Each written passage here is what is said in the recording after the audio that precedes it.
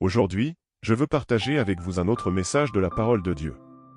Le message est basé sur l'évangile de Jean, chapitre 9, versets 1 à 7, qui raconte l'histoire de l'aveugle-né qui a été guéri par Jésus.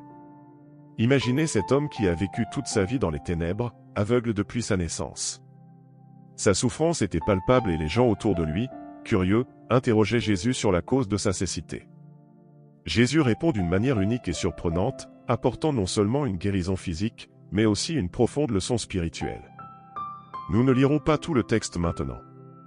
Je vous encourage à lire l'intégralité de ce passage de la Bible, dans l'évangile de Jean, chapitre 9, versets 1 à 7. Aujourd'hui, je veux souligner un point particulier.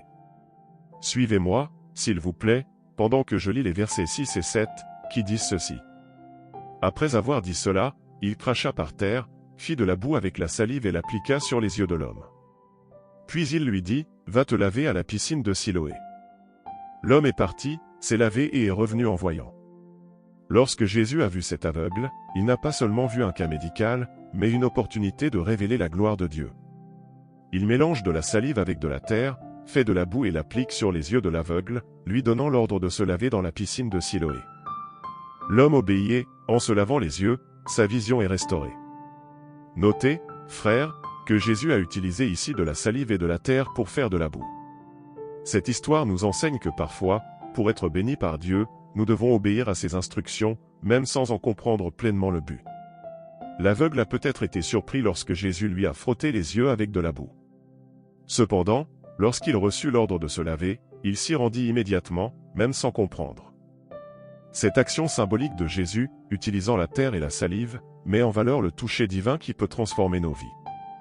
L'analogie ici est très puissante, tout comme l'aveugle s'est lavé les yeux dans la piscine de Siloé pour recouvrer la vue, nous sommes appelés à nous laver dans la fontaine de la grâce de Dieu pour expérimenter la guérison spirituelle. L'eau représente la purification et le renouveau, tandis que la boue, la terre, met en valeur l'humilité devant Dieu.